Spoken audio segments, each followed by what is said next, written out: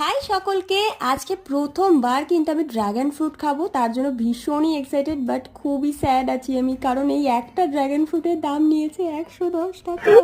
কিছু করার নেই, আজকে আমি প্রথমবার ট্রাই করব, তাই আমি ভীষণই এক্সাইটেড কেমন কি খেতে হবে।